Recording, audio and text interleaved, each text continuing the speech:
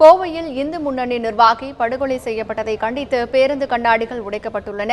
இதனால் அங்கு பதற்றமான சூழ்நிலை நீடித்து வருகிறது. இது குறித்த கூடுதல் தகவல்களை தருகிறார் எமது கோவை செய்தியாளர் நேசராஜ். நேசராஜ், சொல்லுங்க, இப்போ கோவையில இந்து முன்னணியைச் சேர்ந்த செய்தி தொடர்பாளர் படுகொலை செய்யப்பட்ட சம்பவத்தை கண்டித்து அங்கு பதற்றமான சூழ்நிலை காணப்படுகிறது. தற்பொழுது அவருடைய உடல்கூறு ஆய்வுக்கு பிறகு உறவினரிடம் ஒப்படைக்கப்பட்டு விட்டதா? இது பற்றி சொல்லுங்க நேசராஜ். கோவையில இந்து முன்னணி மாவட்ட செய்தி தொடர்பாளர் சசிகுமார் நேற்று இரவு மர்ம நபர்களால் கொலை செய்யப்பட்டார்.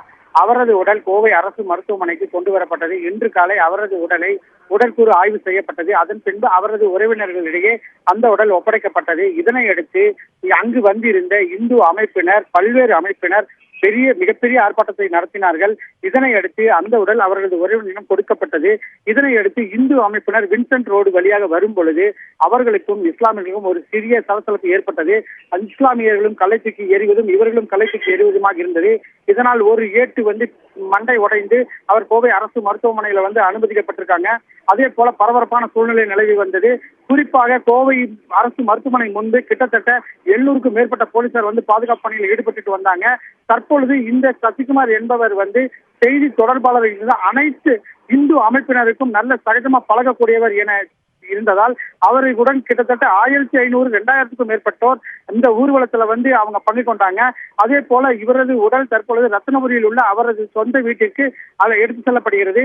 இதனையடுத்து அவருடைய மனைவி வீட்டு சுப்பிரமணியபுரத்தில் உள்ளது. அந்த வீட்டில் அவருடைய உடல் கொண்டு போகப்பட்டு பின்னர் சிடிலூர் பகுதியில் உள்ள மயானத்தில் எரிவூட்டப்படுகிறது.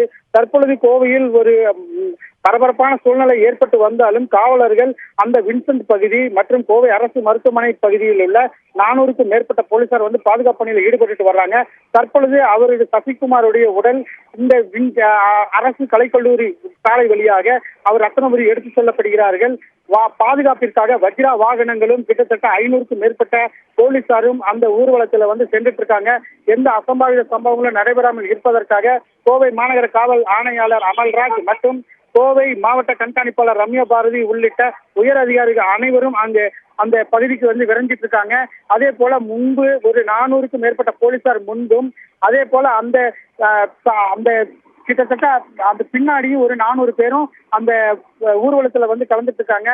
இதனால தற்போது கோவையில் அரசு மருத்துவமனையை பொறுத்த வரைக்கும் கொஞ்சம் சுமூகமான சூழ்நிலை நிலவி வருகிறது. ஹேமா.